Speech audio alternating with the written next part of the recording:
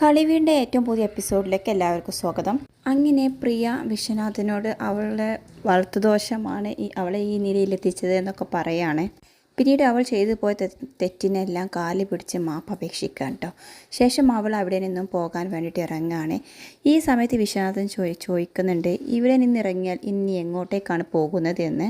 അപ്പോൾ പ്രിയ പറയുന്നുണ്ട്, അറിയില്ല, എങ്ങോട്ടെങ്കിലും പോകണം, ചിലപ്പോൾ അത് മരണത്തിലേക്കാകാം. ഇനി ഞാൻ ജയിലിലേക്കില്ല, കഴിഞ്ഞതിനെല്ലാം പ്രായശ്ചിത്തം ചെയ്ത് ഇനി നന്നായി ജീവിക്കണമെന്നാണ് ഞാൻ തീരുമാനിച്ചത്. ഇവിടെ ഈ സ്നേഹസദനത്തിൽ ജോലിക്കാരിയായി അല്ലെങ്കിൽ അന്തേവാസിയായി കഴിയണമെന്ന് ആഗ്രഹിച്ചിരുന്നു. പക്ഷേ ഇവിടെയുള്ളവർക്ക് ഒരു കൊലപാതകിയായ എന്നെ ഉൾക്കൊള്ളാൻ ബുദ്ധിമുട്ടുണ്ട്. അതുകൊണ്ടാണ് ഞാൻ ഇവിടെ നിന്നും പോകാൻ തീരുമാനിച്ചത് എന്നൊക്കെ പറയാൻ കേട്ടോ പ്രിയ വിശ്വനാഥനോട്. ഇത് കേൾക്കുമ്പോൾ വിശ്വനാഥൻ ചോദിക്കുന്നുണ്ട്, ഇവിടെ സേവനം ചെയ്ത് ജീവിക്കാനാണ് ആഗ്രഹമെന്ന് നീ പറഞ്ഞത് ആത്മാർത്ഥമായിട്ടാണോ ചോദിക്കുന്നതാണ്. അപ്പോൾ പ്രിയ പറയുന്നുണ്ട്, ഞാൻ പറഞ്ഞ വാക്കിൽ ആത്മാർത്ഥതയുണ്ടോ അതോ ഇല്ലയോ എന്ന് അച്ഛനാണ് തീരുമാനിക്കേണ്ടത്. ഞാൻ പോവുകയാണച്ഛ എന്ന് പറഞ്ഞിട്ട് അവൾ പോകാൻ ഇറങ്ങുകയാണ്. അപ്പോൾ വിശ്വനാഥച്ചനെ അവളുടെ കയ്യിൽ പിന്നിൽ നിന്നും വലിക്കുകയാണ് കേട്ടോ.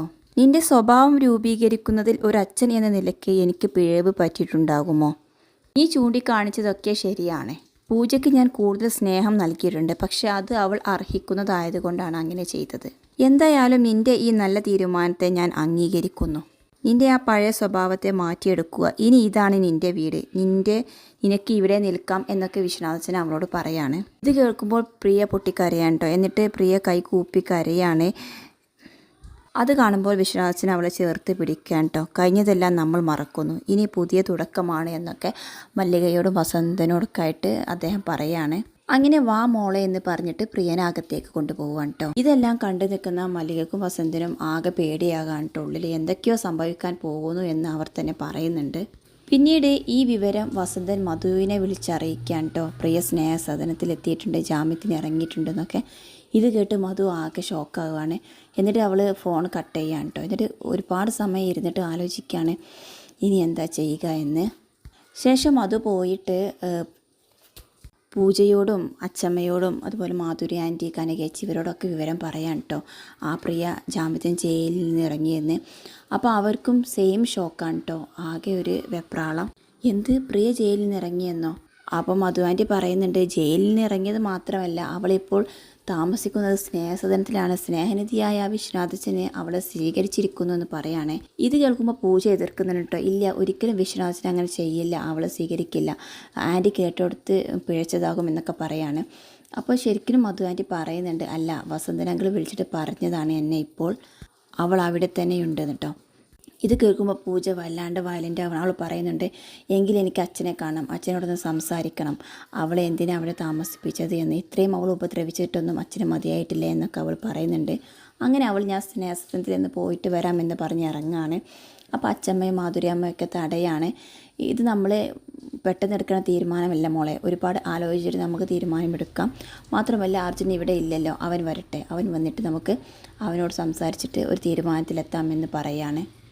അങ്ങനെ അവർ പറഞ്ഞതനുസരിച്ച് പൂജ വിചാരിക്കുന്നുണ്ട്, ശരി എങ്കിൽ അജുവേട്ടൻ വരുന്നത് വരെ വെയിറ്റ് ചെയ്യാം.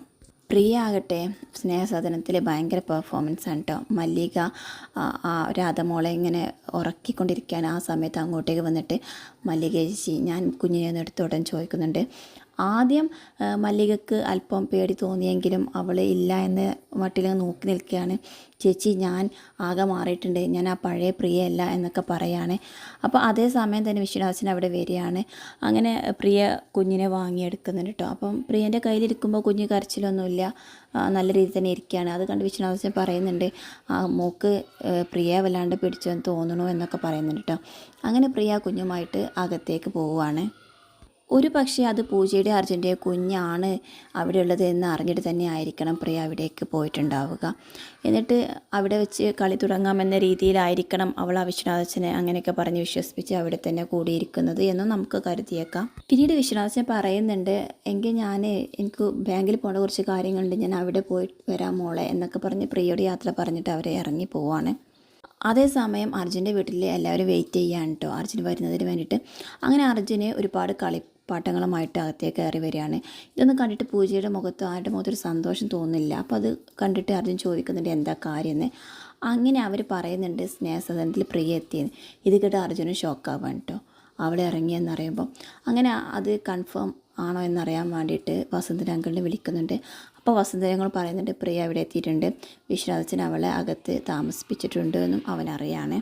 അങ്ങനെ അർജുൻ തീരുമാനിക്കുന്നുണ്ട് എങ്കിൽ അവിടെ പോയിട്ട് അവളെ ഇറക്കി വിടണം, അവളെ അവിടെ നിർത്തിയാൽ പറ്റില്ല എന്ന് പറഞ്ഞിട്ട് അർജുന് വീട്ടിൽ നിന്നും ഇറങ്ങുകയാണ്. ആ സമയത്ത് പൂജയും കൂടെ വരാമെന്ന് പറയുന്നുണ്ടെങ്കിലും അർജുൻ തടയാണ്, വേണ്ട നീ ഇപ്പോൾ വരണ്ട, ഇപ്പോൾ ഞാൻ മാത്രം പോയാൽ മതി എന്ന് പറഞ്ഞിട്ട് അർജുന് സ്നേഹസദനത്തിലേക്ക് പോവുകയാണ്.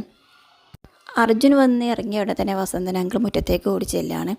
അപ്പം പ്രിയ എവിടെയെന്ന് ചോദിക്കുമ്പോൾ അകത്തുണ്ട് എന്ന് പറയുന്നുണ്ട്.